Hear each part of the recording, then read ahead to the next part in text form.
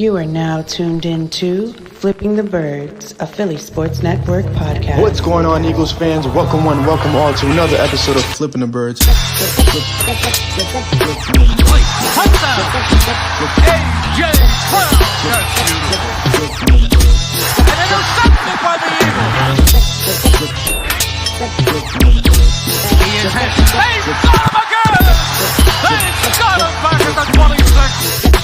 He's into the end zone.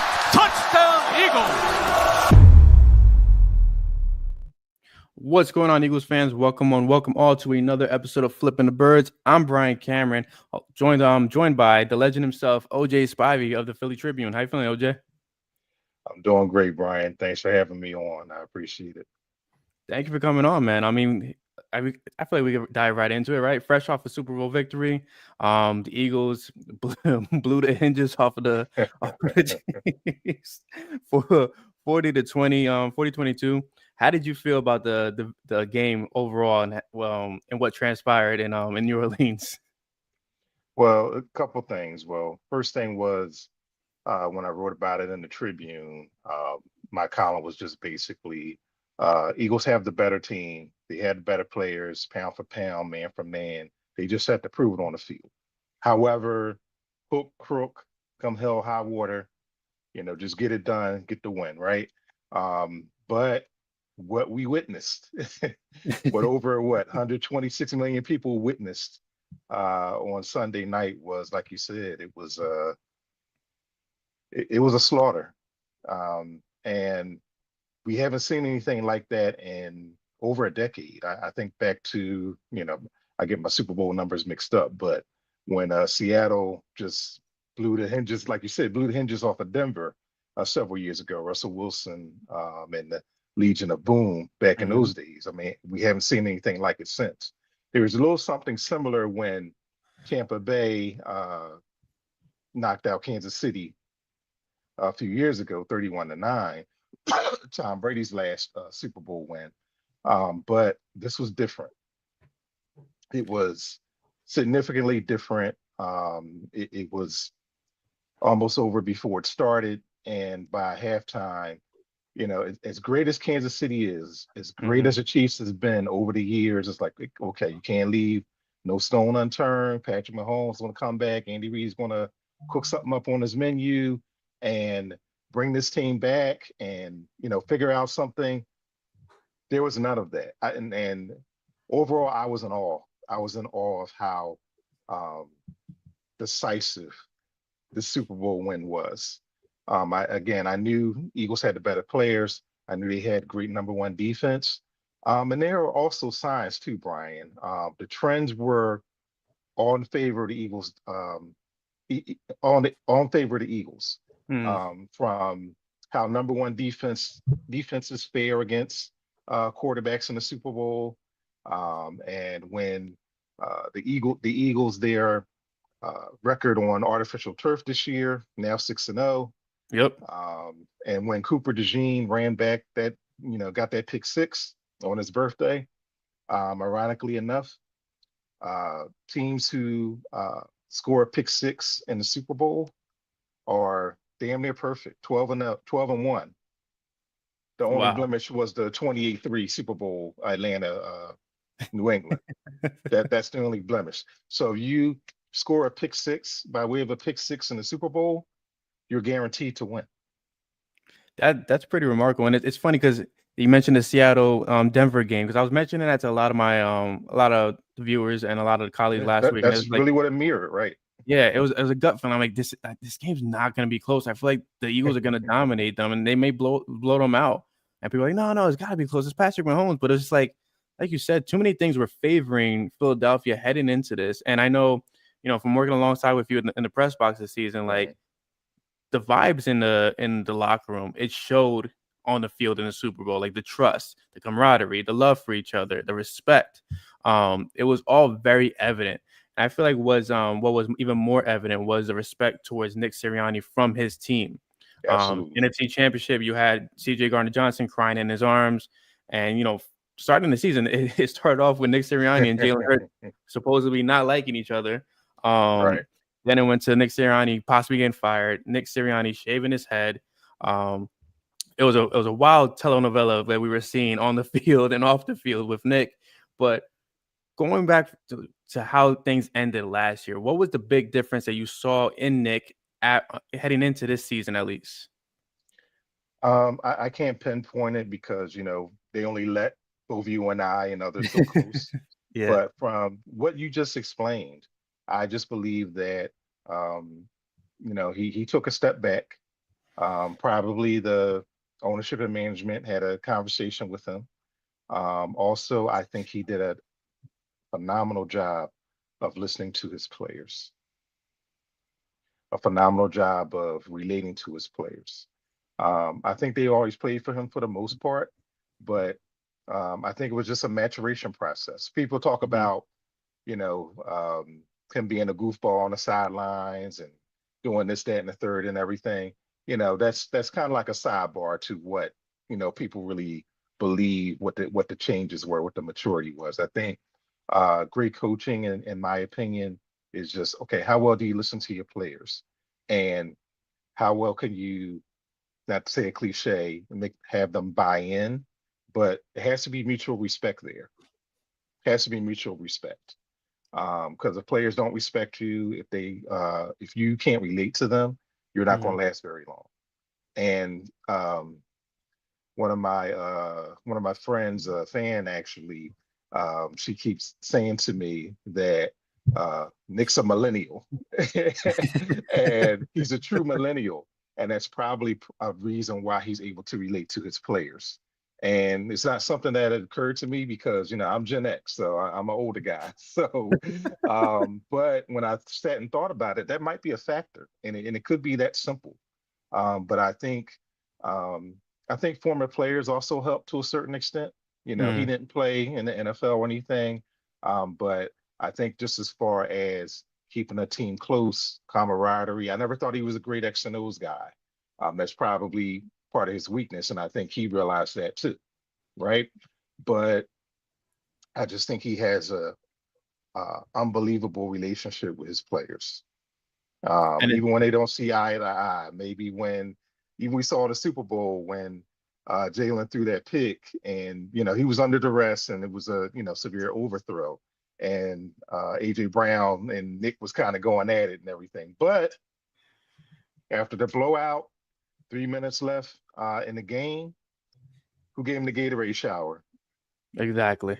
Both AJ Brown and Devontae Smith, and you saw that same thing in the NFC Championship game. So no matter what, it's mutual respect for everyone. And again, as you explained, this team is incredibly close, and they really wanted to win the Super Bowl for everybody, each other, everybody. And as you talk, even furthermore, must have been in that locker room, from the All Pros to the backups to the practice squad. We've talked to Keely Ringo, we've talked to Isaiah Rogers, all those Mhm. guys. You know how much they said that they love it here, they love being a part of this team, and if it's next man up, they're ready to step in. And so those kind of conversations, I feel like they were happening in 2017 as well, right? But Mhm. 2017 was different. It was a veteran group, it was an older group that that Yeah, was it. every That championship was team their is yeah, different. Mhm. that was their high ride into the sunset. But this team, I want to get your thoughts on this. Like Saquon, obviously, he was in celebration mode, but he mentioned like, why not start a dynasty of our own right now? And looking at them from top to bottom, I mean, even Nick as well. Nick is still a pretty young head coach. You have everybody locked up except for key defensive players like Milton Williams, Zach Bond, who I'm sure they'll find a way to lock him up. Josh Sweat possibly leaving as well. Is this comparing to the 2017 team? Are you confident that this team can avoid the Super Bowl hangover in comparison to what happened in 2018, where they struggled to find their groove back? Yeah, every year is different, Brian, but from what you were just explaining, part of what you were just explaining, I think it's possible, because they're very young. They're very young. I mean, you look at the defense beyond Slay, um, who knows if he'll be back next year, but beyond Slay, and if they keep Josh Sweat or work out his contract, because I know he has some voidable years. He's 27 years old. He's pretty much the oldest guy. You take out Slay, you take out Graham. Um, he's the oldest guy on that defense. And also, too, they've drafted very, very well on defense. And some of the things that the Eagles had lacked in the past was depth. And I think that has bit them in the butt, over the years for the times that they, weren't able to reach the pinnacle. But Howie Roseman, his staff, scouts, everybody, they've drafted very, very well because you mentioned free agents like Milton Williams. If they're not able to replace him, they do have a Jumu, right? And he's played extremely well during his playoff run. So he can step in and be, that guy who you can interchange with Jalen Carter and Jordan Davis. You look at the depth. They may have to resign Isaiah Rodgers, but they believe in Keely Ringo. They believe in Eli Ricks. And you have a coach who's not going anywhere, by the way, and Vic Fangio, who can really coach these guys up. And that's another part of the closeness of this team. You see how happy they were for Vic Fangio winning his first Super Bowl at 66 years old, NFL lifer. And then you saw during Super Bowl week how they were making fun of him and trying to imitate him and everything. That's Yeah. the ultimate sign of respect. It's Yes. almost like, we're back in high school and you want to imitate your favorite teacher. So that's what I got from that. So and after the game, all they talked about, all the defensive guys he talked about was Vic Fangio. He said he had us work hard. You throw I mean, they have an unbelievable um set of coaches, especially on the Mhm. defensive side. Christian Talk Parker, about great DB. yeah, Christian Parker, who probably gonna be a DC someday. Hopefully, Mhm. Kellen Moore doesn't steal him from Oh God, I didn't think from New about that. Orleans. I didn't Right? think about that one. Yeah, exactly. Clint Hurt, the defensive line coach, you see the phenomenal job he has done with all those defensive linemen, right? So this team is incredibly young. They have a great coaching staff if they all stay in place, and it certainly can happen. I mean, it's really hard to repeat. Obviously, it's hard to three-peat as Kansas City had just experienced. But yeah, I think so. And you have a young coach in Nick Sirianni who probably only going to get better, just like Jalen Hurts. You have a young coach, you have a young quarterback, you have a young core, both offensively and defensively. AJ Brown, Devontae Smith, all young guys. Even Saquon is he'll only be 28, 29. So Yeah, I think you 28. you get you probably get a good 3 years of him as at his peak, even if he doesn't get 2,000, right? So yeah, I mean they're a force to be reckoned with. They are. They really are, and the NFC really has to be on notice. And they're probably gonna make a lot of teams around the NFC are probably gonna make a lot of desperate moves to even try to keep up with the Eagles because between Howie Roseman and the staff, and still Jeffrey Lurie in there who gives them whatever they need. Um, it's gonna be tough, and health's always a factor too. Knock on wood, but they're very young and they're well coached, and that's a great recipe for sustained success. I completely agree with that. And you kind of touched on it a little bit, right? So obviously the elephant in the room, Kellen Moore is the Saints' newest head Mhm. coach. Nick Sirianni had back-to-back seasons where he had the same coordinators in Jonathan Gannon and Shane Steichen, then witnessed the change in 2023, which led to this very, very weird debacle of a collapse. And then had Kellen Moore, Vic Fangio, two veterans in the as coordinators. What do you like? Are you fearful entering 2025 where it's like if Nick promotes in-house again, like Kevin Patullo, could we see the offense kind of step back a little bit, or do you feel like hey, they have a recipe for success, and it's easier to follow with a guy like Saquon back here? Well, it, it it is a great question, Brian. I think no matter who you have in there, they're talented enough to win double-digit games each year. Of course, you just hope it's not a collapse. I mean, we could just kind of put that in that back burner, right? But um, it's a little tricky when you promote in-house. I would like to see them bring someone in, and like all the fans are kind of chirping now. Bring somebody that's probably as old as Fangio, who doesn't have the aspirations of being a head coach. Exactly. Um, but again, it also um, speaks volumes of Jalen Hurts. Okay, his ability to adjust year after year after year, going back to high school. And what I don't like was, his biggest critics, um, they tend to dismiss that, Hmm. which is idiotic to me, because every quarterback wants some continuity. Every quarterback needs continuity. But again, how long are we going to ask them to adjust? He's even spoken about it here and there. But that's a testament of, why he's a Super Bowl winning quarterback, Super Bowl MVP. He's always able to adjust. Took them after the bye. I want to say maybe even half the year or so to really get their identity and just realize, okay, they're going to run the ball more. You got a cannon and Saquon Barkley, shoot that cannon, and then you throw it when you need to. Okay, but they were highly criticized about that. But um, it's going to be a transition. The new offense coordinator, whoever that may be, in house or outside, it's going to be a lot of scrutiny.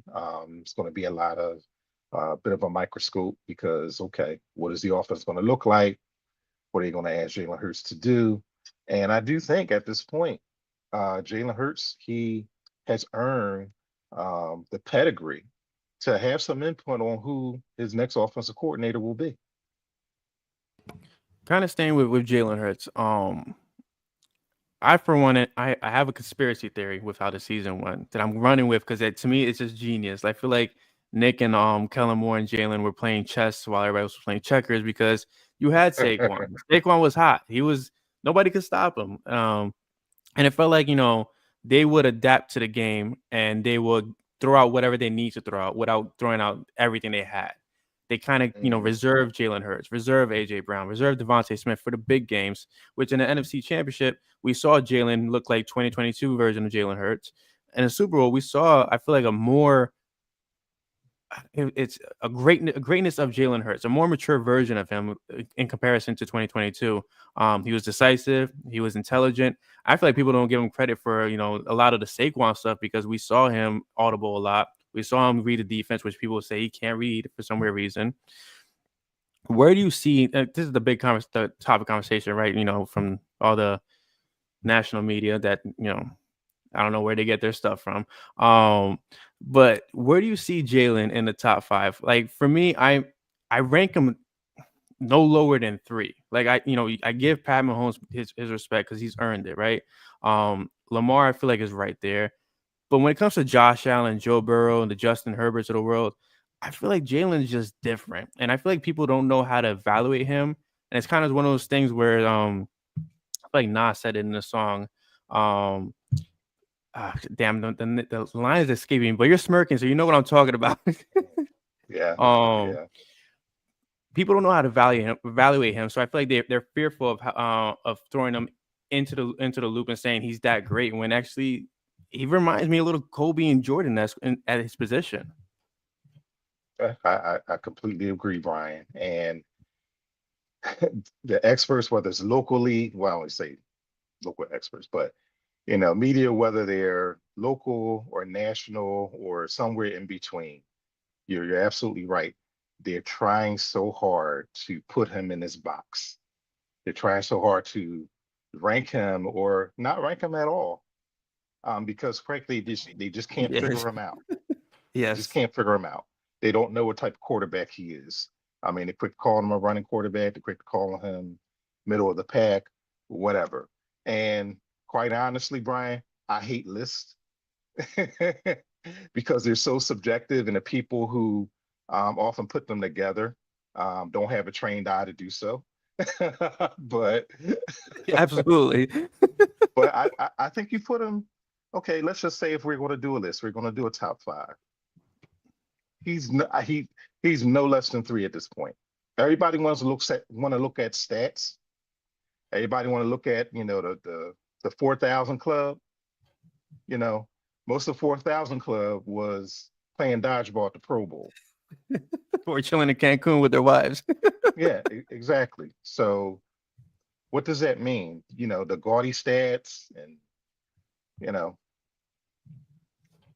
they weren't going to have unless you're Lamar Jackson, which makes him so great, of course, he has to get it done in the playoffs, where you can throw for 4,000 and have your running back almost run for 2,000, which is rare. Mm-hmm. Okay. You throw for 4,000 yards, you better be the man, and you better have, you know, you better throw it out the wazoo to where your team can depend on you and you can get your team over the top. But it's not possible because, again, what the Eagles have showed you is football is still and always will be the ultimate team game. I Okay. completely agree with that. There's very few quarterbacks who can throw out of the wazoo and make it all the way to the Super Bowl and um, win it. I mean, just look at all the Super Bowl winning quarterbacks. It's very rare. It's very rare. They have to have a team around them. They have to have um, that poised aware, like you said, um, throw the ball when it counts. Mm-hmm. Take those be a calculated risk type of quarterback to where you don't force it, you know?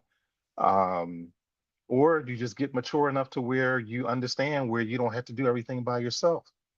That again says a lot about Jalen Hurts and his intelligence. He And I understands he understands football enough to where he does not have to do it all himself. Okay, yes. when he does, like you said, pulling it out the hat to where, okay, it's time to throw. It's time to let it loose. Okay, what we saw in the Super Bowl. And a bit, in the NFC Championship game.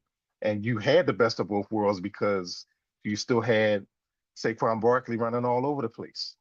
Um, so again, that speaks to maturity of a 26-year-old. Most quarterbacks don't get that until they're 30. And I often made this not a comparison, but I also made this fact, right, that yes, I see on the was that on the text board. Joe Burrow made a Super Bowl. Okay, he made it, but he lost. Whatever. I mean, it's we're splitting hairs as far as who is better. Whether it's Josh Allen, whether it's Joe Burrow, everything. Get your Super Bowl, you got to win it. Burrow has been back. Jalen Hurts has been back. All at 26 years old, came back and win it. The first quarterback since Bob Greasy in 1973. That's I it. was in diapers back then. I wasn't a thought yet. I just started walking in 1973. That's how long it's been. That's how many quarterbacks have come through the tunnel and lost their first Super Bowl and not come back. We really, and I put in my article. Everyone can read it. PhillyTrib.com. Okay, that's why I put in my article. You have to understand the magnitude of what this young man has accomplished. You have to put in perspective. You have to put it in this place in history because he defied it all, defied history. So again, just go back to answer your question, Brian. I mean, lists they're highly subjective. I mean, you can just go back and forth and you can just hit a brick wall saying who's better. Burrow's better, Allen's better, Patrick Mahomes is better, whatever. Okay, give me to the Super Bowl. Give me to the Super Bowl and win it. I really don't give a damn how it looks. And that's the mantra that Jalen has taken in his career. And it's I completely agree. Like the intelligence of Hurts, like again, I feel like it's just so overlooked. Like people look at stats, they want the numbers. Hurts Those 60-yard runs, Brian. Excuse me. Those 60-yard runs. Go ahead, They say were it. all checks at the line by Jalen Hurts. They were all checks. Yep. And that's what I'm saying. Like his intelligence to I'm trying to dance around the words to not say it to discredit him, but he's the ultimate game manager in that aspect. He's the ultimate head coach on the field. Like Jalen is doing things that Tom Brady would be doing, that Peyton Manning would be doing at the line of scrimmage. We're seeing him being as Both calculated have as praise to possible. him, by the way. Yes. Not the half-ass backups that you see on television, that you see on ESPN or FS1. I mean, Aikman. Somebody made this point, and I can't remember who did it. Aikman, Brady, both Manning brothers actually Mm-hmm. have praised Jalen Hurts for exactly what you described. I I don't see what's wrong with it, and I'm trying my best not to be biased, right? Like Well, Jalen, yes, we he know does we hold the know it's ball too wrong. We know long. it's wrong. We know Yeah, it's wrong. yeah. Sure, he holds the ball too long at times. Sure, he's a human. He's gonna make mistakes, right? But when it matters, let's compare him to McNabb, right? When it matters, ego aside, Jalen is to me the far better quarterback. Like there's no ego on the field with Jalen. Like it is not about the numbers. Like Lamar, he needs his numbers because that's who Lamar is. Joe Burrow needs his numbers because that's who he is. Jalen's on the field like, no, the numbers I need is the scoreboard because that's who I am. That's all I want, and that's the ultimate Mamba mentality. If we want to call it, if we want to label it. Yep. Yep. And that's not to say that those other guys may not get there. They may or may not. I mean, but we Yeah. don't know. But we know who did And on a top of couple of that, I days mean, ago. We know he's who did here and I think now. Jalen only has one loss against the AFC quarterbacks, if I'm not mistaken. Yeah. Look at his playoff record. He's already 6-3 in postseason in his career. Already 6-3. Okay, the um franchise record is Donovan McNabb, who won 9 playoff games. You gonna tell me right here and now that Jalen Hurts can't win 3 more playoff games in his career? It's a good time to be an Eagles fan. Let's just say it like that. It's the start of something special, and it's Jalen said it. I think best is like they haven't arrived yet, and for your quarterback to say that after winning the Super Bowl, like if I'm the league, I'm not looking at the Eagles like they're walking man, like kind of like Dak Prescott did today, where he's like, yeah, we beat them a couple times. Like, no, come on, let's be honest for a second. You didn't beat this Eagles team. No, not this one. Not Yeah. this one. This is the ultimate one. This is the one that they Hey, have. going back 2 years ago, Kansas City didn't beat this Eagles team. Ex- And can I elaborate on that a little bit? Go ahead. Just going back to just being in awe of how they just beat up Kansas City. I'm just going to I got to praise the defense once Yes. again. They pretty much said, and again, I'm still trying to process it all of how decisive it was. Again, Mm-hmm. they pretty much said, and they knew it, and they were pretty kind. It was a little bit of a quiet confidence, but you kind of saw the swag, in New Orleans this week, right? Even though I wasn't down there, but they pretty much dictated the trajectory of the game from the start, from the bat. They said, okay, we're going to harass you, we're going to pressure you, we're going to hit you time and time again. Okay, we're more physical. We're the better team. They've been saying that all year consistently. We're the more physical team. Okay, we have a better line than you, offensively and defensively, but particularly on defense. Okay, we're going to hit you, harass you, overpower you. And if you, Patrick Mahomes, you try to get cute with it, we're going to pick you off. And that's exactly what happened. That Cooper DeJean interception, that Oh was a God, work of beauty. it felt like Patrick Robinson all over. Like, it was like the same exact style, and the pick six, Yeah. like it just gave me chills. Yeah, I mean, I didn't expect that. Just the way, not that it happened, but just the way it happened on that play. Josh Sweat knocking the lineman into Patrick Mahomes to affect the throw, and Zach Bond was on it from the snap.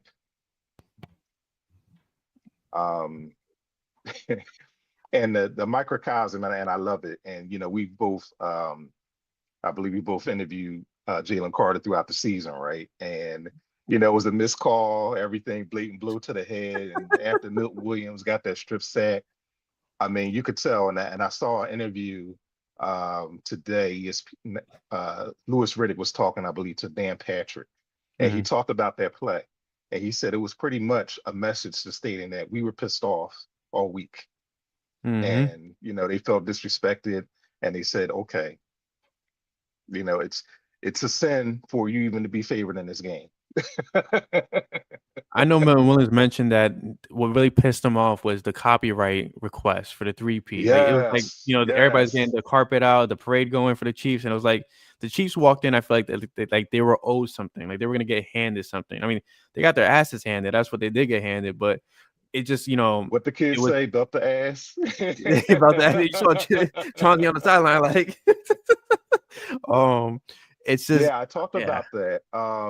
What was that when I forget one of the publications, they posted that the whole Pat Riley thing copyrighted, and then they Mm-hmm. said the NFL and the Chiefs have collaborated with Pat Riley to use the three-peat term on merchandise, Super Bowl merchandise. And one thing I said, they haven't said it yet, and I'm sure it'll come. It has to come out. I was gonna say, I guarantee. I said, I guarantee you that Nick Sirianni mentioned that on the night before the Super Bowl. Mm-hmm. He had to mention that because Had that's to the type have. of coach that he is. And what happened? Milton Williams and a couple other guys had mentioned it. All that three-peat crap, Mm-hmm. that they were talking. And then they took it personal. I mean, And that's from the exactly what you saw on slaughterhouse the to the field. meat locker. Yeah. it was it was a remarkable showing. And I mean, like to me, like of this season, like I feel like it couldn't get better than what we saw in the Rams game, in that snow game. Like I feel like that was like, a hell of a game. But then the NFC championship comes and we see the Eagles show exactly, who's the NFC East leaders. And then the Super Bowl comes and it's kind of like, wow, like it was so surreal that this team just did everything that they did. Like I'm still trying to process the fact that they actually blew the hinges off the Chiefs. Like it's Andy Reid. It's they were putting him in the same light as Bill Belichick before the game, and then Gronk said like, hey, like if you want to be like us, Andy Reid's got to be like Belichick, and Pat's got to be like Tom. And it was sure enough, a whole different being that stopped them on that field, and they focused on Saquon. Jalen did everything he had to do and more, and it was chess. And I'm very impressed with it. And starting from Nick Sirianni, where it's kind of like he had his antics on the field in the Super Bowl. He was doing it. He was doing his thing, running up and down the I can't field. wait for all the when NFL films they conjure it all up and everything. Yeah. Watching him act the fool on the sidelines, I think that was great, right? And I often said, and I've written about this too. The people who don't like Nick Sirianni basically are the people who behave just like him, right? I'm guilty. I'm guilty. I was giving him a lot of flack in the beginning of the season, Yeah, I so I'm mean, very guilty of that. Eagles fans, we want to trash talk, we want to cuss out the refs, we want to go at the fans who don't agree with us. Act just like the fans. I mean, yeah, Mm-hmm. I mean, people want their head coach to be all astute and you know stuff. Sure, I don't know, but that's why people don't like Nick Sirianni because he mirrors them. He mirrors his biggest critics. That's a very good way to point it. I feel very guilty right now. I'm gonna have to look at myself in the mirror tonight. But going back to Nick, right? So I want to get Yes. your opinion on this because I grew up in the Andy Reid era and unfortunately, Chip Kelly and the one game of Pat Shermer, Doug Peterson, right? And then now Nick. Nick is 48-20. He's 6-3 in the playoffs, 2 Super Bowl trips, a Super Bowl win. Where would you rank Nick? I mean, this is just the beginning, but where do you rank him among Eagles coaches in franchise history? I mean, Andy I know Reid you say had you don't like lists. Andy Reid had a longer tenure. I mean, Mm, I go back to Dick Vermeil. And you had to put him as a front runner right now okay. because of the potential. And similar to my latest article, it talked about Jalen Hurts, but Nick Sirianni is on that same trajectory. I mean, he has a legacy and it's Mm-hmm. building. It's like in the beginning of building, there's a lot left. And like you said, what he's in his early 40s, Mm-hmm. right? He has a lot left. Still extremely young. I mean, he's right there. You look at best coaches in the NFL. I mean, you could say yes, Andy Reid. Who else is after that? A lot of people like to throw John Harbaugh in there. His last Super Bowl was darn near 15, almost a generation ago. Um, Sean McVay. I mean, you talk about him and Nick Sirianni, you're neck and neck. Yeah. But what have you done for me lately? Mm-hmm. I mean, he's beaten Sean McVay more times than not. I think last time Nick Sirianni lost to Sean McVay was his rookie season. Yeah. So, I mean, who can you say is a better coach? I mean, it's that's why I asked after the NFC Championship game. and that number of occasions. I asked both Nick Sirianni, I asked both Jalen Hurts, you guys are now forever joined at the hip. Whether he lost the Super Bowl or whether he won the Super Bowl or not, you guys are joined at the hip. What does that mean? Nick gave me a fantastic answer, by the way. We could talk about that off air, but unless you want me to share. But he gave me a It's up to fantastic you. answer. He gave me a fantastic answer. Jalen, of course, short as always and everything. So I mean, I'm gonna get a one-on-one interview with him someday. Either That you or has to not, be you a or hell I. of an interview because Jalen, like, and I've Bro, asked you multiple times, like, can I go over there? I Can I know what go to over there? I know what to ask him. Unlike most of our colleagues, I know what to ask him. Right? He speaks a certain So language, and you just got to talk his language. I feel like, yeah, and show him that respect.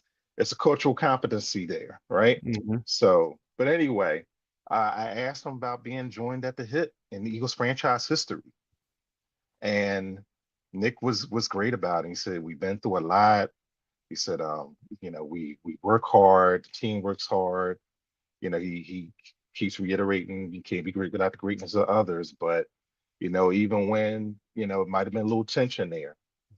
And again, I go back to guys. I've written so many stuff, but after the NFC Championship game, one of my articles was titled. I said, "Okay, they may not be the head coach and the quarterback that you want, but they're the head coach and the quarterback that you need." And I'm Mhm. talking to Eagles fans. Mhm. They're what you need, not what you want, not what you envision. Nick Sirianni not being your father's head coach. Jalen Hurts not being, I'm gonna say it, the white blonde hair quarterback that most people envision, or Mhm. the anti-Wentz. Mhm. And that's where a lot of tension comes from, first of all, anyway, because Carson Wentz was supposed to be the quarterback for this franchise for 10, 12, 15 years. And he was the gunslinger that people expect the stats to come from. Exactly. 4,000 yards, right? Because I think he holds the franchise record for yards in the season, Yes. Yeah. just over 4,000, right? So that's what everybody envisioned. That's what everybody expected. But that was over as soon as Jalen Hurts walked into the NovaCare Center. And it's crazy because Jeffrey Lurie in the locker room, again, they're in the middle of celebration, so they're just letting their hair down. But Lurie said that they were obsessed with getting Jalen Hurts, which is wild because they just extended Wentz, but it just speaks to the volumes of what the potential that they saw in Jalen. Like at that point, you had Lamar Jackson kind of peaking. You had it, the revolution of what the NFL quarterback was going to start to look like. Even back in the Michael Vick days, like Eagles brought Mike Vick here for a reason. They wanted that style. McNabb wanted that style. He's been But ahead of the Jalen is curve. just Mm-hmm. Jalen is just he's I don't know, he's a perfect fit for not only this city but I feel like for the organization as well because he can keep everybody honest from top to bottom. I'm gonna talk about Lori in a second. Another person that I'm like dying to interview. Right. Um,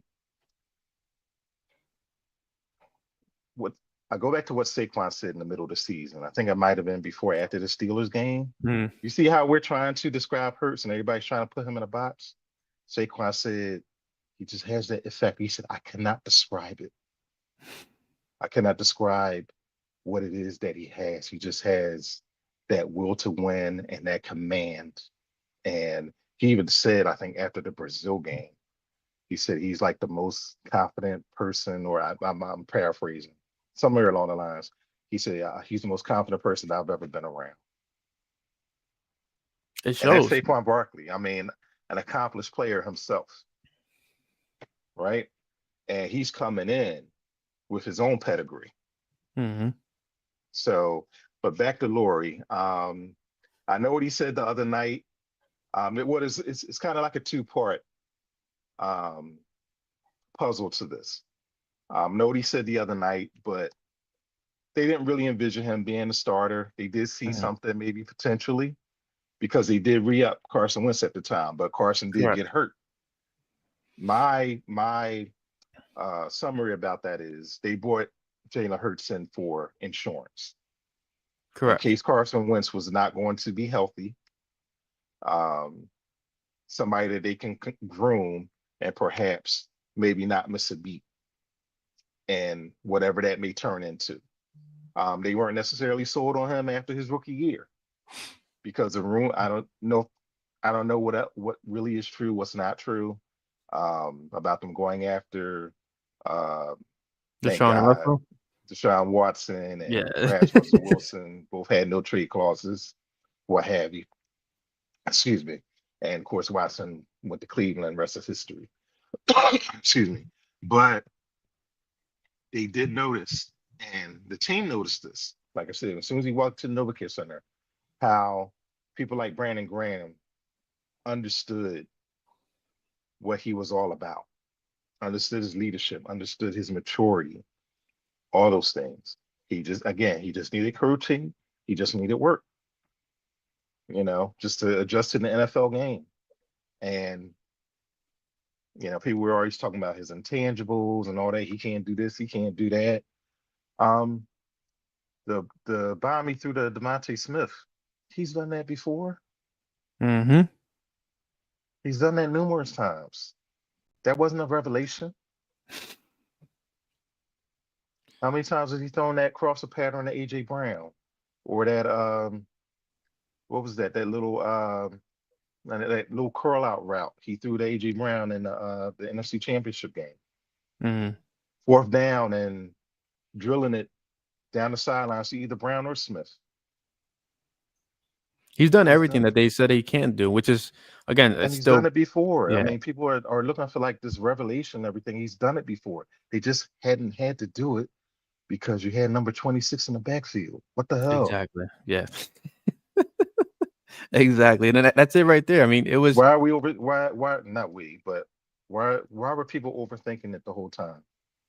and that's the crazier thing about it, just because you're seeing this legendary season out of Saquon Barkley, and it's kind of like, it looked like it was becoming Saquon's team, but at the same time, it was like Jalen was kind of like the puppeteer behind everything, because when they needed him, he would show up and he would do everything that he needed to do. Saquon was just, you got to ride it while it's hot, and like I That's a said, quarterback's job. yes, You said it perfectly. The puppeteer. They've all said it. yeah, They've said it to it's us in the locker room. yeah, We've talked to numerous as many times. guys as we possibly could. Okay, he's the puppeteer. They said it all starts with Jalen, and he's phenomenal. From Lane Johnson to Mekhi Becton to Jahan Dotson, who was new here. It's all Jalen.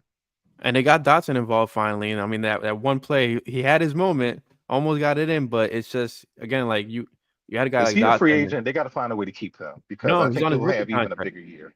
Yeah, He's actually on his rookie contract, so I think he's sticking that's around. If I'm even not mistaken. that's even a better move than that. That's even another great move by Howie Roseman because I guess it has another year or two on his contract. Yep. So, I mean, he's going to be a bigger part of this offense next year.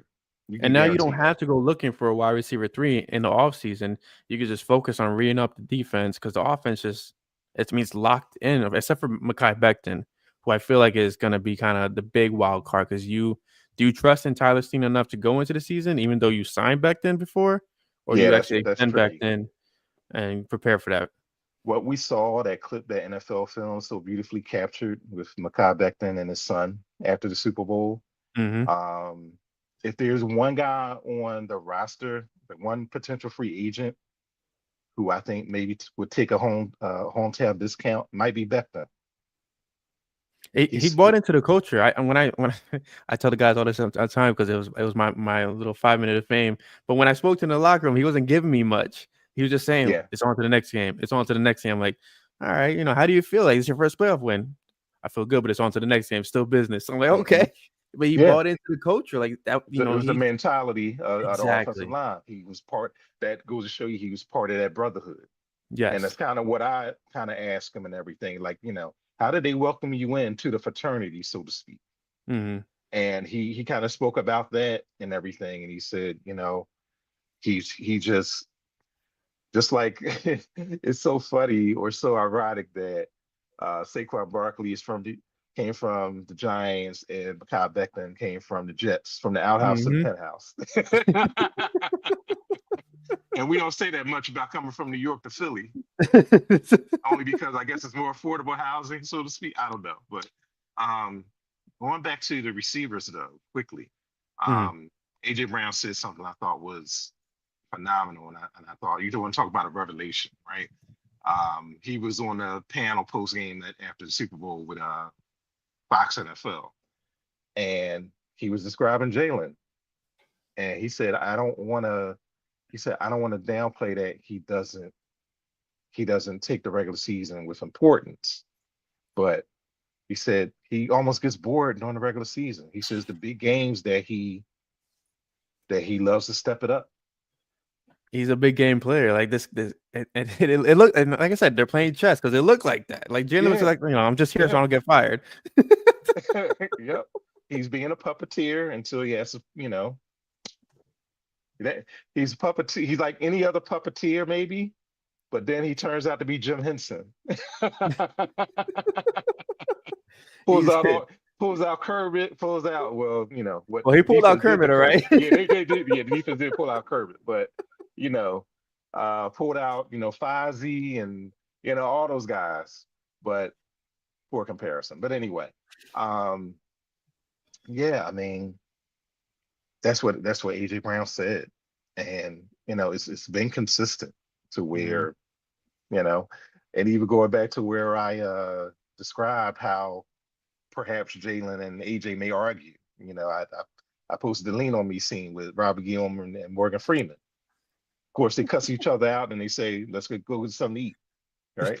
So, It's part of the relations. Like you fight with your brothers. That's just, and on top of that, yeah. they're on a huge stage. Like it's bound to happen. But I think a lot of people forget that Jalen is the godfather of AJ's daughter, if I'm not mistaken. And we Um, know in our community what that means. yes, We don't that's just let embedded. anybody be a godfather or a godmother. Exactly. It's embedded especially, for life. especially among men. We just don't let anybody be a godfather. hmm Yeah, I completely agree with that. Yep. Um, so listen, I've had you for 45 minutes here. I do want to pick your brain about one thing because it struck me as not as odd, but a humorous nonetheless. And I'm seeing it in the chat a little bit. But Bryce Huff was inactive for the Super Bowl. Um, hmm Doug, who's a longtime viewer of ours, said, "Did you hear the BS that Huff just put out there? That it isn't his fault. He was bad. It was bad coaching in front office." Oh wow, this is like breaking news. I don't know where it is. I would like to know where exactly He he just put put it this out. out there. Oh my, According to Duck, but oh obviously, like gosh. we spoken about the possibility of the Eagles moving on, but Howie mentioned not too long ago, I think during media row, that he was comparing Huff to Javon Hargrave. It was kind of like it's just he's got to get acclimated, he's got to get embedded into the scheme. Do you see Huff being a key part of this defense with a guy like Jalen Hunt waiting in the wings and the breakout of Nolan Smith? I mean, I don't know what his contract status is. Apparently, they did pay him a lot of money. He was I mean, he was the de facto replacement for Hassan Reddick, hmm and they got very little production out of him. And some people talked about it and said that, this was a risky move. Not so much letting Reddick go, but who you replaced him with. Um, I think if they can get out of his contract, they will. You know, uh, in lieu of the cap hit, I don't know what that is. I don't know what those numbers are. Yeah. But like I said, this team is young and they drafted well. From the production that Jalen Hunt has given them Yes. throughout the second half and even in the postseason, they get away with that. I hope it's not a lot of It money seems that they have to eat. it seems to me that with Vic Fangio, that the young guys seem to be more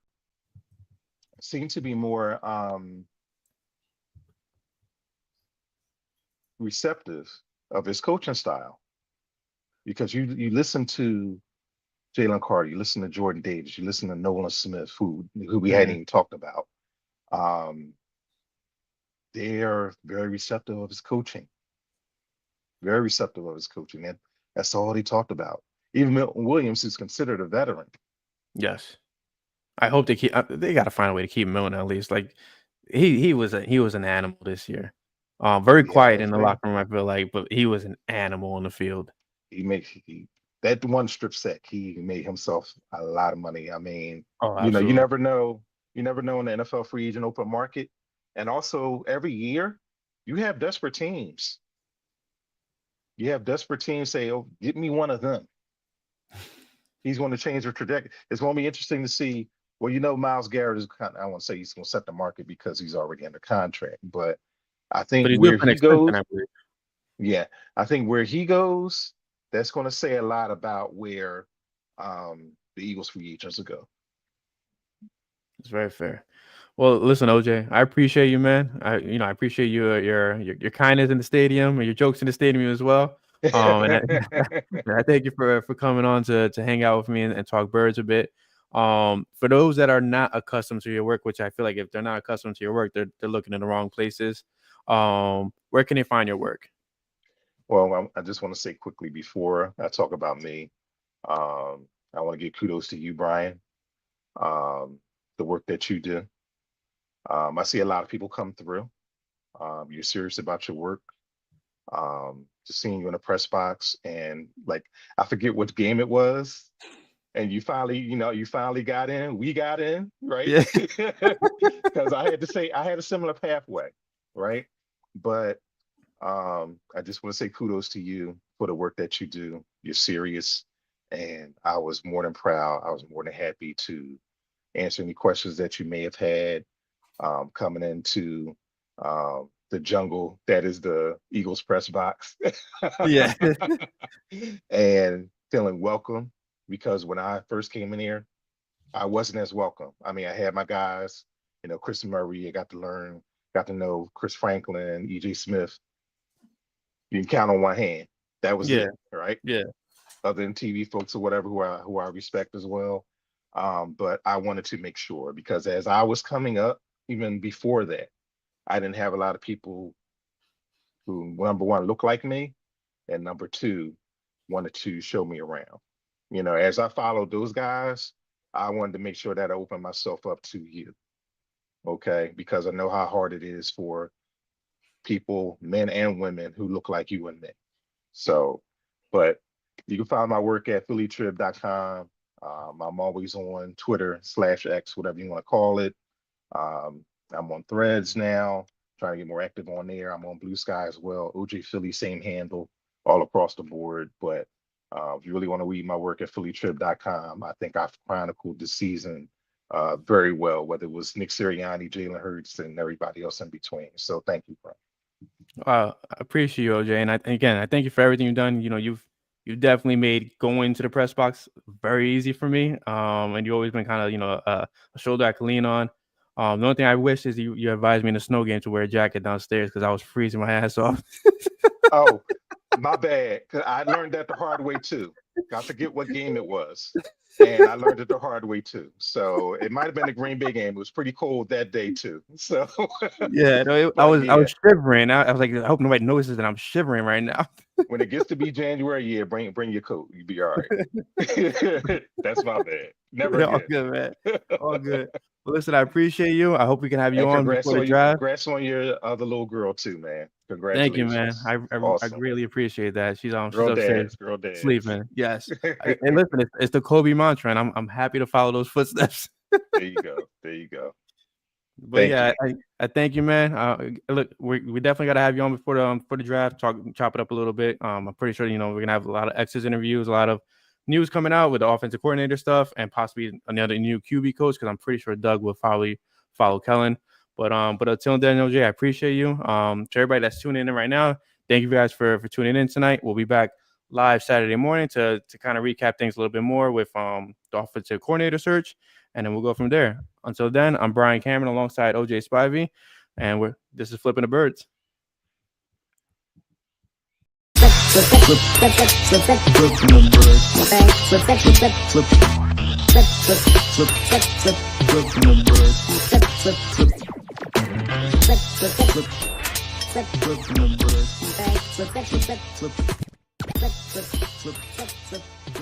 birds.